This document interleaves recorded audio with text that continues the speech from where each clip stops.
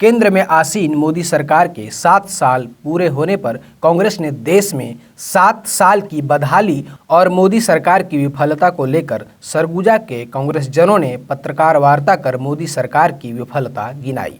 इस दौरान मीडिया को संबोधित करते हुए जिला कांग्रेस अध्यक्ष राकेश गुप्ता ने कहा कि गंगा पुत्र ने मां के प्रति अपनी जिम्मेदारियों को ही भुला दिया।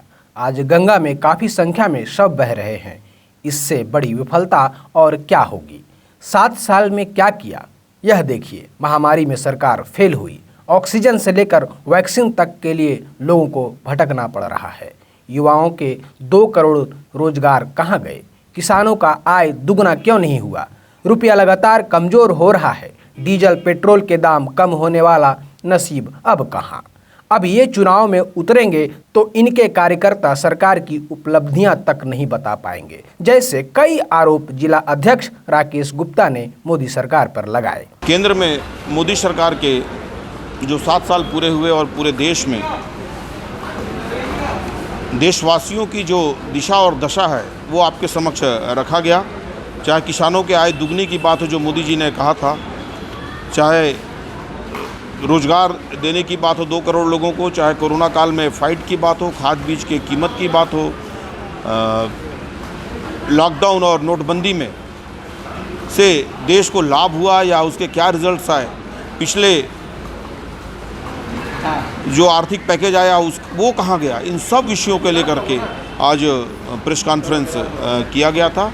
और इसमें सभी लोगों के माध्यम से यह आया कि मोदी सरकार हर बिंदुओं पर देशवासियों की उम्मीदों पे खरे नहीं उतरे।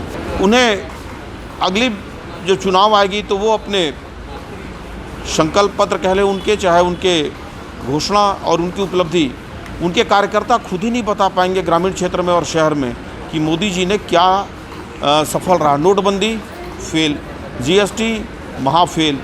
आज आप देखेंगे कि पेट्रोल की कीमत शतक मार रहा है, तो सफलता तो कहीं नहीं मिली। बगल का देश आज कंधा पे हाथ रखने को तैयार नहीं है। कोरोना काल में लाशें तैर रही हैं। जिस गंगा ने उन्हें बुलाया चुनाव लड़ने के लिए, आज वो गंगा रो रही है।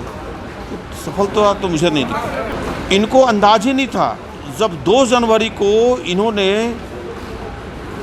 वैक्सीनेशन शुरू किया तो क्या 5 साल में वैक्सीनेशन का प्लान था कि 7 करोड़ प्रति माह बनेगा और 200 करोड़ वैक्सीनेशन होना है, लगभग बोल रहा हूँ मैं। तो क्या 5 साल में वैक्सीनेशन का प्लान था इनका? तो न तो ये ऑक्सीजन की व्यवस्था कर पाए सेकेंड लहर के बाद, न वैक्सीनेशन का प्लान कर पाए, न बेड बढ़ा पाए। तो मुझे तो हर बिंदु पे ये फेल लगते हैं। विपक्ष अपनी जवाबदारियों को निभा रही है और विपक्ष जब भी इनको कहती है तो लेट ही सही, लेकिन ये विपक्ष की बात को मानते हैं। राहुल गांधी जी ने कहा कि वैक्सीनेशन का उत्पाद बढ़ाइए। 6 महीना बाद ये लोग वैक्सीनेशन के प्रोडक्शन को बढ़ा रहे हैं, जिसको अब फिगर जिसको हम लोग लगातार कह रहे थे। विपक्ष एक बिंदु पे इन पे बात कर रही है, लेकिन ये विपक्ष को जब भी इनके ऊपर बड़ा प्रहार विपक्ष करता है इस लोकतंत्र में, तो ये विपक्ष को देशद्रोह करने लगते हैं। सरगुजा के परिप्रेक्ष्य में बताऊंगा कि शायद मैं भी ग्रामीण क्षेत्र शहर में सभी तरफ काम करते हैं, एक परिवार के साथ हम लोग भी जुड़े हैं।